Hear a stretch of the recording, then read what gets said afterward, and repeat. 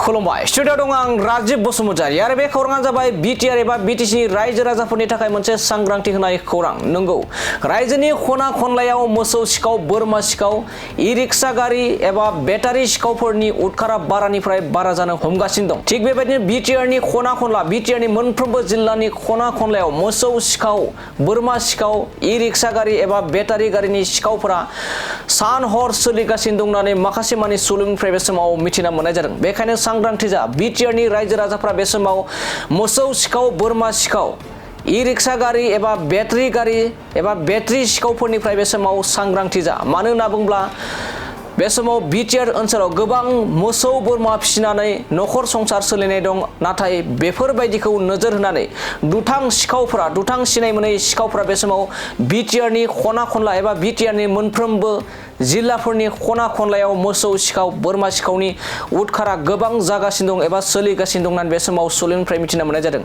आरो थिग बेबायदिनो बिटिआरनि पुलिस बिफानाबो सिग्रोमगासिनो दं आरो सिग्रोमनाय बायदिनो दाब दाब ओनसोलाव ई-रिक्सा थामहिनबा बेटारि सिखाव, मोसौ सिखाव, बोरमा सिखावफोरखौ सानफ्रोमबो हमनो मोननायखौ बे समाव नुना मोननाय जादों। बेखायनो जोंनि खौरांनिफ्राय सांग्रांथि होयोदि बिटिआरनि साफ्रोमबो रायजो राजाफोरखौ मोसौ सिखाव, बोरमा सिखाव, ई-रिक्सा गारि एबा बेटारि सिखावफोरनिफ्राय सांग्रांथि जानो थाखाय बे समाव जोंनिफ्राय खौरांनिफ्राय सिगांग्रो नोंथांमोननो फोरमायहरनाय थाबाय।